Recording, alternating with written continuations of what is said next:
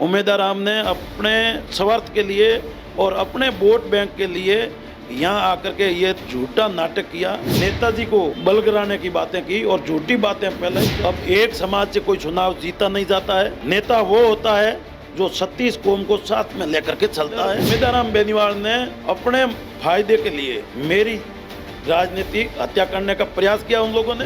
प्रियंका जी को मैंने बोला आप मेरे से मिलो, बात करते हैं, उन्होंने मना कर दिया, मेरे को टाइम नहीं है। मेरे को पैसा देकर के खरीदने का प्रयास किया, 20 लाख रुपया दिया था मेरे को। हमारे समाज के ही लोग थे। 20 लाख रुपए में किसको समर्थन देने की बात? उन्होंने मेरे को बोला कि प्रियंका जी को आप समर्थन दे दो और आपका खर्चा हम दे रहे हैं, 20 लाख अभी दे रहे हैं। हमारे ही समाज के लोग मेरे को फोन करके गालियां दे रहे हैं, माँ बहन की गालियां दे रहे हैं और जान से मारने की धमकियां दे रहे हैं। मेरे पास में रिकॉर्डिंग है और प्रियंका के सामने अगर चुनाव लड़ा तो तेरे को गोली से उड़ा देंगे। मैं तो सर्व समाज से अपील करूंगा कि आज एक प्रत्याशी सुरक्षित नहीं है तो आज ही ये हालत बना रखी है इन लोगों ने। तो अगर भूल से ही इनके हाथ अपने इनको वोट कर देते हैं और अगर ये जीत जाते हैं तो फिर आप देखो लोगों को तो जीना हराम हो जाएगा। प्रियंका चौधरी अपना स्वार्थ के लिए वो चुनाव नहीं लड़ रही है, वो मेवाराम को जीतने के लिए चुनाव लड़ रही है। अच्छा, बीजेपी ने टिकट काटी तो क्यों काटी वो तो सबको पता है। और दूसरी बात, पार्टी हमेशा जीता उम्मीदवार को टिकट देती है, कोई हारने वाले प्रत्याशी को थोड़ी टिकट देगी। मैं तो ये कहूँगा जो पार्टी के अंदर रहता है उस पार्टी का ही नहीं होता, वो किसी का नहीं होता है। लेकिन ऐसे निर्दलीय खड़ा होकर के ये किसको जिता रहा है? ये समाज की हत्या नहीं कर रही है तो और क्या कर रही है? 15 साल हो गया ये ऐसे करते आइए और आगे भी करती रहेगी ये लोग।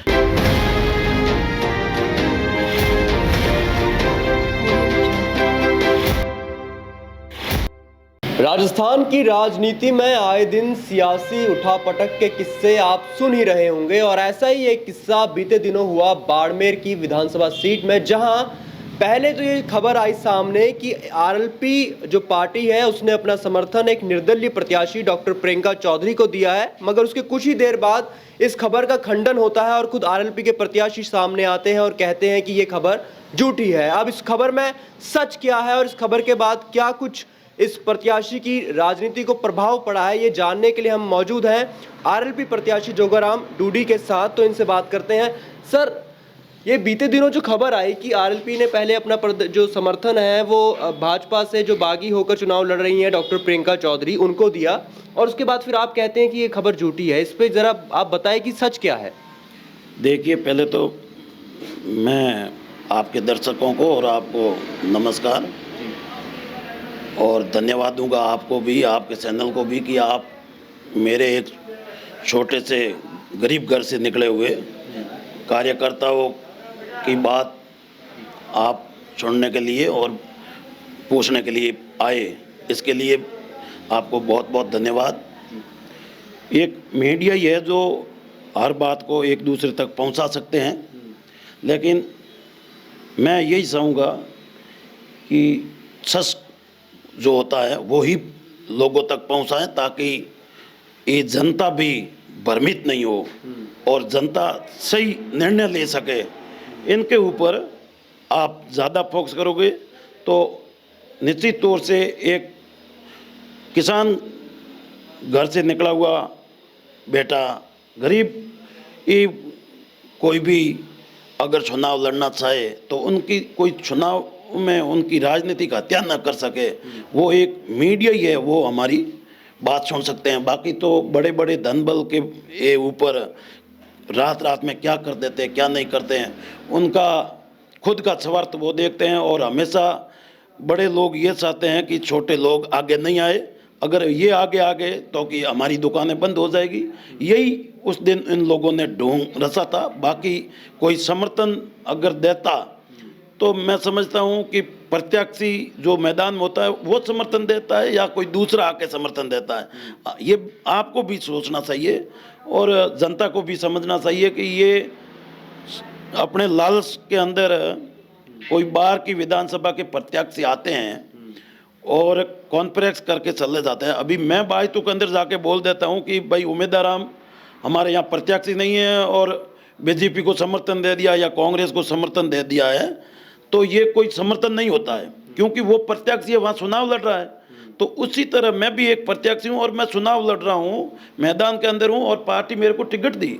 हनुमान जी बेनीवाल ने मेरे ऊपर विश्वास किया और मैं 5 साल से पार्टी के अंदर दिन रात मेहनत करके काम कर रहा था और लाखों कार्यकर्ताओं को मैंने मेरे मेहनत से पार्टी में जोड़ा और पार्टी को मजबूत करने का काम किया और मैं समझता हूँ कि आगे भी मैं पार्टी को मजबूती देता रहूँगा।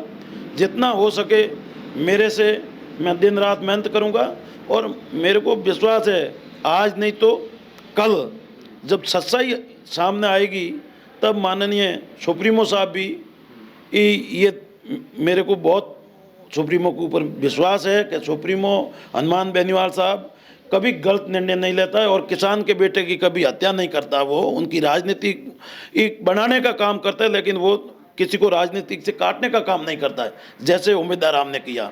उम्मीदवार राम ने अपने स्वार्थ के लिए और अपने वोट बैंक के लिए यहाँ आकर के ये झूठा नाटक किया और नेताजी को बलगराने की बातें की और झूठी बातें फैलाई। जबकि आप देख सकते हो कि जहाँ कॉन्फ्रेंस हुई एक साइड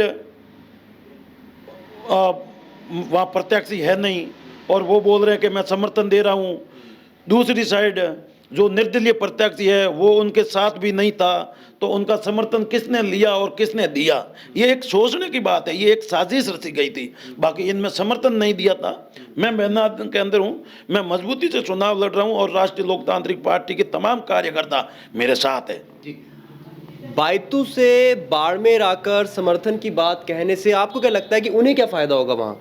देखिए उन लोगों ने ये समाज समाज समाज करके एक पहली बात तो गलत हवा फैलाई। अब एक समाज से कोई चुनाव जीता नहीं जाता है, एक समाज से कोई नेता नहीं होता है। नेता वो होता है जो 36 कौम को साथ में लेकर के चलता है और 36 कौम की बात करता है। हमारे राष्ट्रीय लोकतांत्रिक पार्टी एक समाज की नहीं है, वो 36 कौम ने मिलकर के पार्टी को बनाया है और 36 कौम का साथ मिलता है। हनुमान जी बेनीवाल भाई साहब ऐसी कोई समाज नहीं जिनकी आवाज़ नहीं उठाई। तो नेताजी का ये विश्वास है कि सरो समाज 36 कौम के भाइयों को हम साथ में लेकर के चलने का प्रयास करेंगे और 36 कौम मिलकर के पार्टी को चला रही है। तो इसके अंदर उम्मीदवार राम बेनीवाल ने अपने फायदे के लिए यहाँ आकर के कि समाज का मन जीत करके मैं वहाँ वोट कैसे बंटोर लूँ, उनकी ये भावनाओं से मेरी राजनीतिक हत्या करने का प्रयास किया उन लोगों ने। लेकिन अच्छा हुआ कि मीडिया हमारे पक्ष में थे, मीडिया सच्चाई दिखा रही थी, इसलिए उनको नकार दिया और उम्मीदवार राम की बात में कोई दम नहीं रहा। और जनता को, बायतू की जनता को भी ये पता चल गया कि एक 5 साल से जो कार्यकर्ता दिन रात मेहनत करके गरीब घर का व्यक्ति और खुद के खून पसीने की कमाई हुई कमाई से पार्टी को 5 साल समय देकर के आगे बढ़ाया, उस आदमी की अगर यहाँ आकर के झूठी अनगढ़ बातें फैलाते हैं, जबकि वो प्रेस नोट जारी करता है, उस प्रेस नोट के अंदर लिखता है कि उम्मीदवार राम बेनीवाल प्रदेश महामंत्री, जबकि हमारी पार्टी के अंदर 1 साल हो गया कार्यकारिणी भंग किए ने, उनके पास कोई पद नहीं है, वो भी एक मेरे जैसा प्रत्याशी है, लेकिन झूठा प्रेस नोट जारी करके वाहवाही लेने के चक्कर में उन्होंने मेरा तो नुकसान किया ही है, लेकिन साथ साथ में पार्टी का भी नुकसान किया। ऐसे अपने स्वार्थ के लिए काम नहीं करना चाहिए, पार्टी को मजबूत करने के लिए ये पार्टी में काम करना चाहिए और जो जिसके किस्मत में लिखा है उनको समर्थन मिलेगा। मैं सही हूँ तो मेरे साथ जनता रहेगी और बायतू की जनता से भी अपील करता हूँ कि ऐसे धोखेबाज लोगों से सावधान रहे, क्योंकि मैंने किसी पार्टी का समर्थन किया है।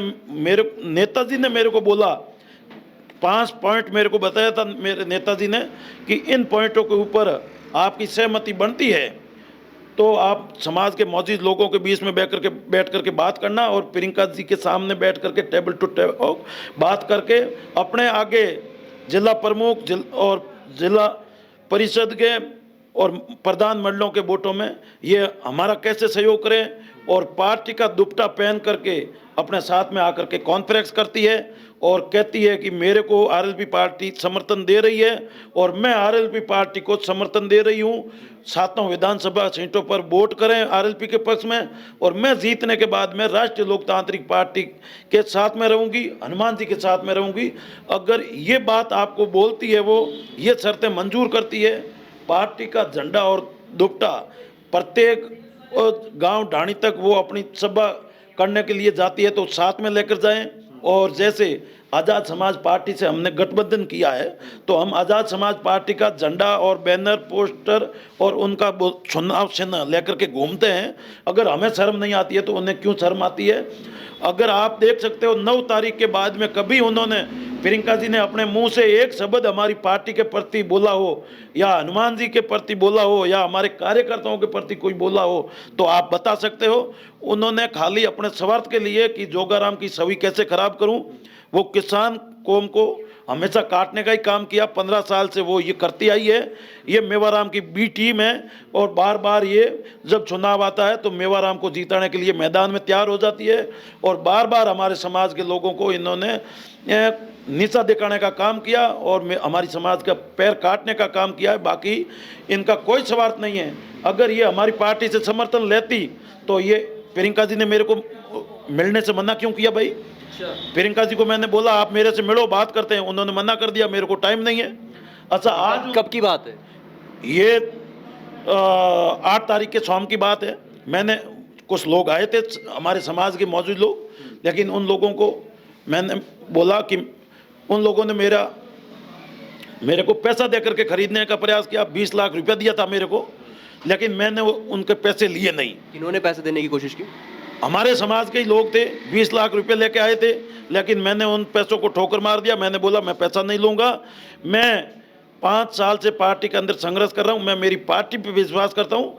अगर हनुमान जी बेनीवाल साहब ने ये बात बोली है, ये आप प्रियंका चौधरी से मिला करके मेरी बात करवा सकते हो तो मैं अकेला जाकर के फॉर्म उठा दूंगा, अन्यथा मैं फॉर्म नहीं उठाऊंगा। 20 लाख रुपए में किसको समर्थन देने की बात हुई?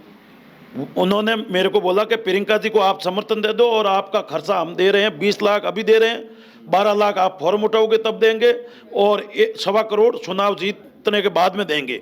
मैंने उनको एक ही अपील की कि मैं असली किसान का बेटा हूँ, मैं 1 रुपया नहीं लेता हूँ, मैं पैसों में बिकने वाला व्यक्ति नहीं हूँ, मैं हनुमान बेनीवाल का सिपाही हूँ। मैं हनुमान बेनीवाल के साथ में 5 साल रह करके उनके पदों पर चलने का हमने संकल्प लिया है। जो हनुमान जी हमारे ये आदर्श है, हनुमान जी फैसला करने के बाद में अपना फैसला वापस नहीं लेते, उसी तर्ज पर मैंने फॉर्म भरा। उस दिन आपको 2:52 तक मैंने आपको इंतजार किया और उसके बाद में मैंने मेरा नामांकन भरा था और मैंने ये बताया था कि आप अगर चुनाव लड़ना है तो हमारे साथ में आओ, पार्टी का सिंबल दे रहे हैं हम, और नहीं तो कल के बाद में मैं फॉर्म वापस नहीं उठाने वाला व्यक्ति हूँ। मैं हनुमान जी की मजबूती के साथ साथ मेरी भी कुछ ईमानदारियां भी पार्टी के साथ में रखना चाहता हूं कि मैं बिकने वाला नहीं, मैं झुकने वाला नहीं, मैं रुकने वाला नहीं। अच्छा, जब आपने नामांकन वापस नहीं लिया तो उसके बाद किस तरह से आपको क्या परेशान भी किया गया? देखिए, 9 तारीख का 8 तारीख के शाम की ये बात हुई। उन लोगों ने मेरे को मना बोल दिया कि मैडम को समय नहीं है, मैडम मीटिंगों में व्यस्त है, आप फॉर्म उठा लो और बाद में हम कभी आपको मिला देंगे। मैं झूठ नहीं बोलूँगा, मेरे आराध्य देवी देवताओं की कसम खा करके, मेरे परिवार की कसम खा के मैं बात कहता हूँ। जो सच हुई घटना मेरे साथ में वही मैं बता रहा हूँ, तेजाजी महाराज को साक्षी मान करके। एक मैंने उनको बोला कि मैं पैसा नहीं लूँगा, मेरे को प्रियंका जी से मिलाओ। मेरे नेता ने मेरे को बोला वो बात अगर वो करती है तो मैं फॉर्म उठाने के लिए तैयार हूँ, अकेला जाकर के उठा लूँगा। लेकिन उन लोगों ने मना कर दिया, प्रियंका जी नहीं मिलेगी, तो मैंने समर्थन नहीं दिया। उनके पैसों को मैंने लात मार दी। मैं बोला पैसा आपका वापस लेके जाओ, मेरे को खरीद नहीं सकते हो पैसों को। उनका ये काम था कि आज अपन इनको पैसा देते हैं, प्रियंका जी से मिलाएंगे नहीं और कल हम बोलेंगे कि हमने पैसा दे के वोट खरीदे। तो मैंने मेरा ज़मीर जिंदा रखा, मैंने मेरे नेता का स्वाभिमान जिंदा रखा, इसलिए मैं उनके साथ में बिका नहीं। और उसके बाद में 9 तारीख की बात थी, तो 9 तारीख को उम्मीदवार जी अपने स्वार्थ के लिए आकर के यहाँ समर्थन दे के जा रहा है। मैं उनके साथ में नहीं था। मैंने उनको खुला बोला कि मैं मैदान के अंदर हूँ और उसके बाद में समाज के लोग मेरे ऊपर प्रेशर बनाया, दबाव बनाया। तो फिर मैंने एक और निवेदन किया था, मैं बोला अभी भी कुछ नहीं लगा है, आप प्रियंका जी को लेके आ जाओ, 5 मिनट मेरी बात करवा दो, मैं अभी प्रियंका जी के साथ चल करके ये लोगों से अपील करनी स्टार्ट कर दूंगा, वोट मांगूंगा उनके साथ में। फिर मेरे को बोला कि आप रुको, मैं प्रियंका जी से मिलाऊंगा। 2 दिन इंतजार किया हम लोगों ने। उसने बोला आपको कि प्रियंका जी से मिलाएंगे? ये प्रियंका जी के अपना वकील है नीबाराम, उन्होंने मेरे को बोला कि हम मिलाएंगे। फिर एक दिन इंतजार किया, फिर दूसरे दिन नीबाराम जी का कॉल आया सुबह में कि जोगाराम जी आप प्रियंका जी के भाई से बात करो। मैं बोला मैं नहीं करूंगा, तो क्या आपके पास में उनकी कॉल आ रही है, लास्ट में 400 कुछ नंबर बताए कि उनका आप फ़ोन अटेंड करो। मैंने फ़ोन अटेंड किया तो उसने बोला कि मैडम से बात करो। फिर हमारी प्रियंका बहन से बात हुई। प्रियंका बहन ने बोला कि कुछ हमारी गलतियां हुई, कुछ आपकी हुई, हम लोग मेरे को इन लोगों ने बताया नहीं और पता नहीं था। अब आप बोलो मैं कौन सी जगह आऊँ, अपन बैठ करके बात करते हैं। मैं बोला मैं मेरे भाई के घर पे बैठा हूँ, आप जाली पर आ जाओ। तो मेरे को बोला कि आप रुको, मैं आ रही हूँ। ठीक है, मैं बोला स्वागत है।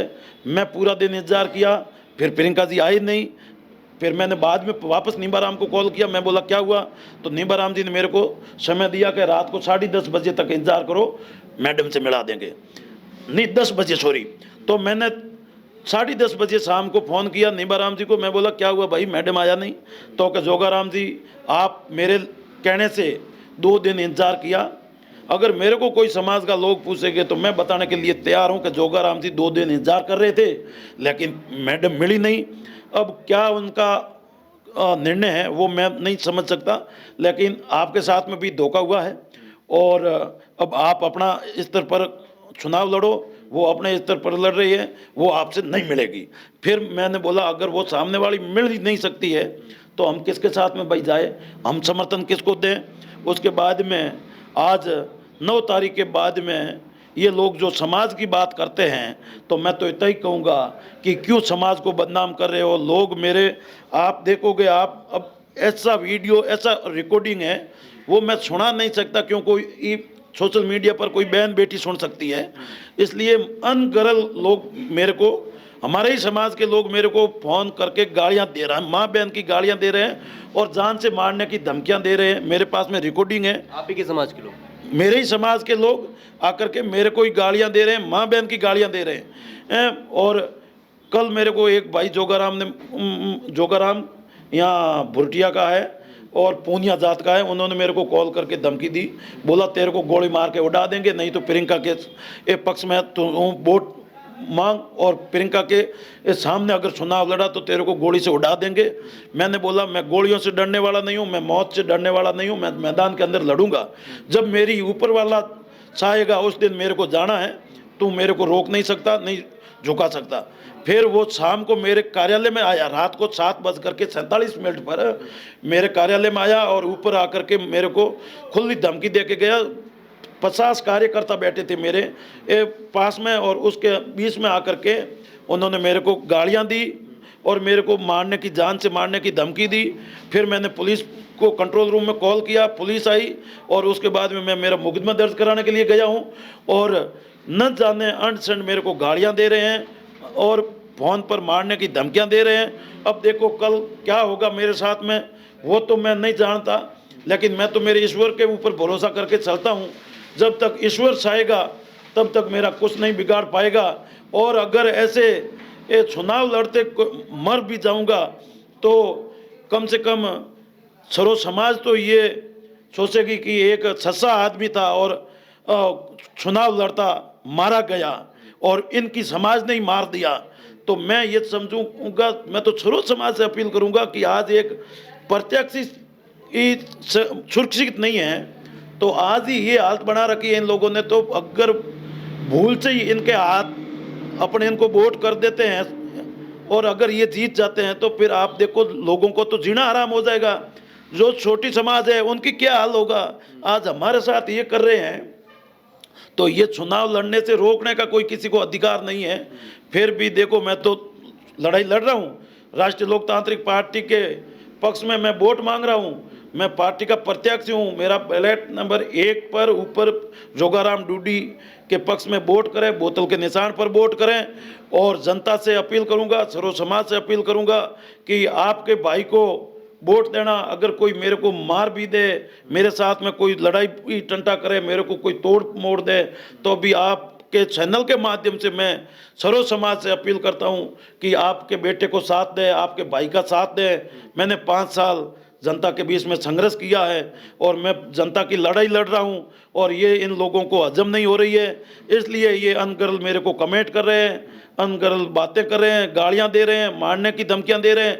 लेकिन इनसे आप भी मेरी बात प्रत्येक गांव डाणी जनता तक पहुंचाएं, ताकि लोग जनता जान सके कि हकीकत क्या है, सही क्या है। आज इन लोगों ने बहुत आतंक मचाया मेरे भाइयों, बहुत मेरे को परेशान कर रहे हैं, जलील कर रहे हैं। आपको क्या लगता है कि वो कौन है और क्यों है जिस कारण आपका समाज ही आज आपका दुश्मन बन बैठा है? देखिए, ये एक अंदर ही अंदर साजिश रची जा रही है, और मैं तो ये कहूँगा कि ये प्रियंका चौधरी आज नहीं, हमारे ये स्टार्टिंग, पहली बात तो ये दल बदलू लोग हैं। दूसरी बात, ये कोई जाट समाज के बेटे को आगे बढ़ता देखना नहीं चाहते हैं, और ये समाज के अंदर ये भ्रम फैला रखा है। स्टार्टिंग में मधुरेखा को हराने का काम स्वर्गीय गंगाराम जी ने किया, वो भी हमारे एक समाज की थी, और अनगर्ल उनके खिलाफ भी गालियां बोली गई। वो भी एक बेटी थी बाड़मेर की, वो भी एक किसी की बहन थी, आज ये बोल रहे कि बेटी बहन। तो और दूसरी बात, कर्नल सोनाराम चौधरी के साथ में भी इन्होंने यही हरकत की, उनको भी काटने का काम किया। और फिर दीपक जी ये अब मैदान में आए तो दीपक जी को भी काटने का इन्होंने, प्रियंका जी ने प्रयास किया, और फिर इनको पता चला कि एक जाट कौम का और युवा तैयार हो रहा है, तो उन्होंने मेरा भी राजनीतिक कैरियर खराब करने का काम किया। ये 3 बार मेवाराम को इन्होंने ऐसे कर करके जीता दिया है, और ये चौथी बार भी मेवाराम को जीताने के लिए मैदान में उतरी है। ये मेवाराम की बी टीम है, और मैं तो यही कहूँगा कि प्रियंका चौधरी अपना स्वार्थ के लिए वो चुनाव नहीं लड़ रही है, वो मेवाराम को जीताने के लिए चुनाव लड़ रही है। जनता से अपील करूंगा कि आप निर्दलीय को वोट देकर के अपना वोट खराब ना करें, वो पार्टी को वोट करें, आपको ठीक लगे उनको वोट करें, लेकिन ऐसे अन्याय करने वालों के साथ में, ऐसे गाली गलौज करने वालों के साथ में, ये बहन बेटी का नाम लेकर के हमारी बहन बेटियों को गालियां दे रहे हैं, तो ये एक ढोंग है। पर प्रियंका जी तो खुद उनके समर्थक कहते हैं कि उनके साथ अन्याय हुआ है, उनके साथ अन्याय हुआ और उनको टिकट नहीं दी गई। कितने लंबे समय से वो खुद संघर्ष कर रही थी, और एक भावुकता भी देखी जाती है उनके समर्थकों के बीच, उसको लेकर आप क्या कहेंगे? देखिए, उनका संघर्ष था तो हमारा संघर्ष नहीं था क्या? और उनकी पार्टी बीजेपी थी, मेरी पार्टी राष्ट्रीय लोकतांत्रिक पार्टी थी। हमारा और उनका क्या लेना देना? टिकट काटी तो बीजेपी ने काटी, हमने तो काटी नहीं। अच्छा, बीजेपी ने टिकट काटी तो क्यों काटी वो तो सबको पता है। और दूसरी बात, पार्टी हमेशा जीता उम्मीदवार को टिकट देती है, कोई हारने वाले प्रत्याशी को थोड़ी टिकट देगी। तो ये लोग बोल रहे, दावा करते कि हमारा संघर्ष है और हम जीत की ओर थे, तो फिर पार्टी ने टिकट क्यों काटा भाई? अब गलती, इन्होंने जब गलती की और इन्होंने अपने पार्टी के साथ में भी गद्दारी की है, तो हमारा ये क्या खाक करेगा? और अगर पार्टी में इन लोगों ने, प्रियंका जी ने गद्दारी नहीं करती तो टिकट क्यों काटता? और अगर टिकट काटा है तो वो उनका मैटर था। और जब उन्होंने कुछ न कुछ तो गलत काम पार्टी के साथ किया है, तब उनकी टिकट कटी है। तो गलत काम करने किया उस टाइम में कोई समाज को पूछा थोड़ी था कि हम ये कर रहे हैं, आप हमारा साथ दोगे क्या? मैं तो ये कहूँगा, जो पार्टी के अंदर रहता है उस पार्टी का ही नहीं होता है, वो किसी का नहीं होता है। बाकी पार्टी किसी की टिकट नहीं काटती। पार्टी दीपक जी के ऊपर विश्वास किया, वहाँ बोल रहे कि गंगाराम की पोती है, तो यहाँ दीपक जी भी तगाराम जी का पोता था। तगाराम जी तो स्टार्टिंग में बीजेपी में थे, लास्ट तक बीजेपी में था, और कांग्रेस को हरा करके जिताया भी बीजेपी को तगाराम जी ने था। तो तगाराम जी ने किसका क्या गुनाह किया? वो भी समाज का था, तो उनको टिकट मिली दीपक जी को। दीपक जी की 80 थी तब टिकट मिली है। तो समाज के लोगों को और इन सब लोगों को पार्टी का अंदर रह करके उनको मजबूत करना था। और ये बोल रहे कि हमें बढ़िया को हराना है, तो आपको बढ़िया को हराना है तो आप दीपक जी का साथ देते, आप राष्ट्रीय लोकतांत्रिक पार्टी का साथ देते, हमारी पार्टी में आते। हमने उनको बोला कि हमारे सिंबल से चुनाव लड़ लो, या दीपक जी के साथ में रहते, ये पार्टी के साथ गद्दारी नहीं करते, तो मेवाराम हार जाते। नहीं तो सब जनता को पता है कि निर्दलीय सामने खड़ा है, वोट किसका काट रहा है? जाट समाज में 3 प्रत्याशी बन गए, एक मैं हूँ, एक दीपक जी है, एक प्रियंका जी है और मेवाराम एक साइड में अकेला बंदा है। तो हर आदमी जानता है कि ये निर्दलीय किसके लिए वोट मांग रहा है, ये बीजेपी को काट रहा है, तो जीता किसको रहा है और निर्दलीय जीतेगा नहीं। और ऐसे गोली बंदूक की नोक पर वोट थोड़ी लेगा, जनता को खुलेआम ये धमकियां दे रहा है, मेरे जैसे प्रत्याशी को ये मारने की धमकी दे रहा है, तो ऐसे वोट थोड़ी देगा जनता।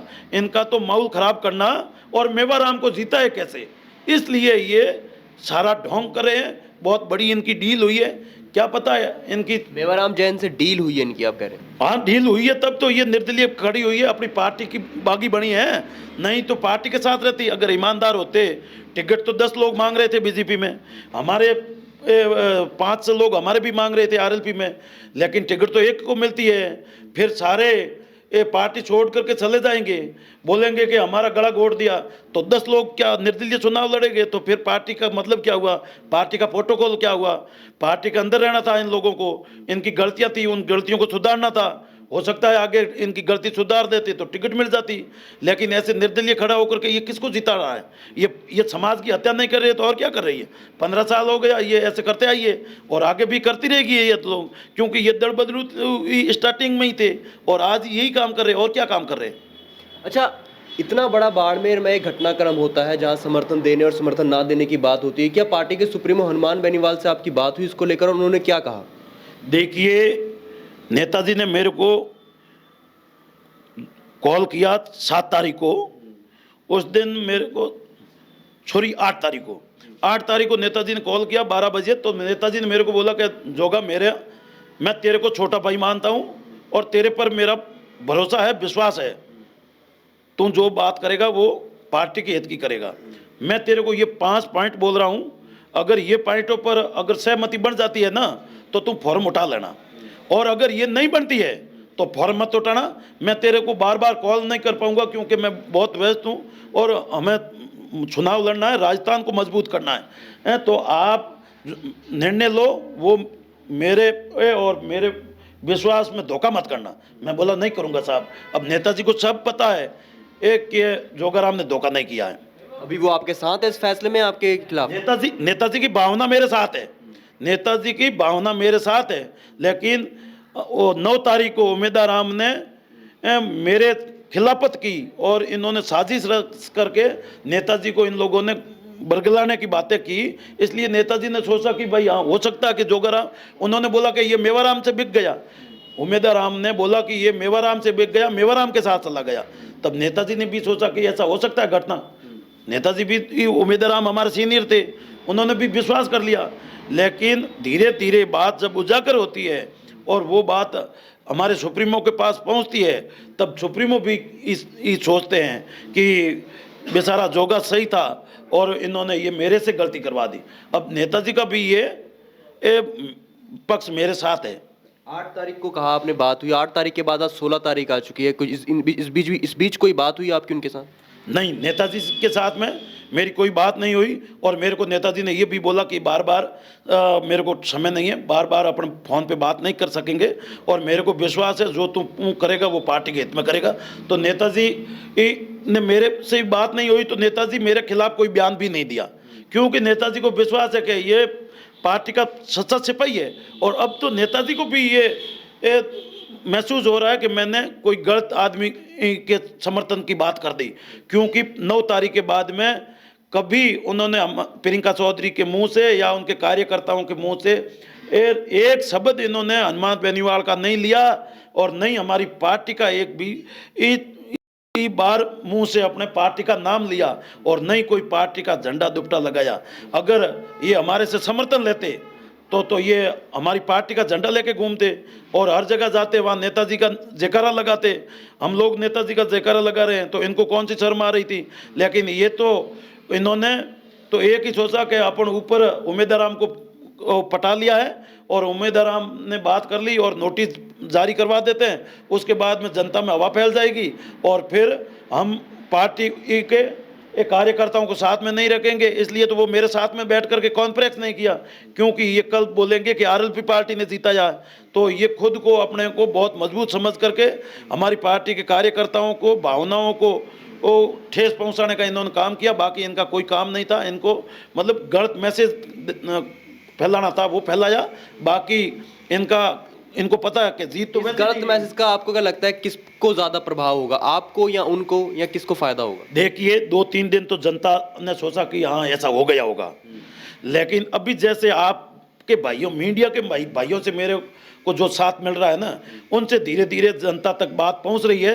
तब जनता भी समझ रही है, सर्व समाज ये सोच रही है कि ये बेचारे कोई गरीब के बेटे के साथ में धोखा हुआ है। हर व्यक्ति मेरे को कॉल करते हैं और बता रहे हैं कि आपके साथ में धोखा किया, और ये धोखा हम बर्दाश्त नहीं करेंगे।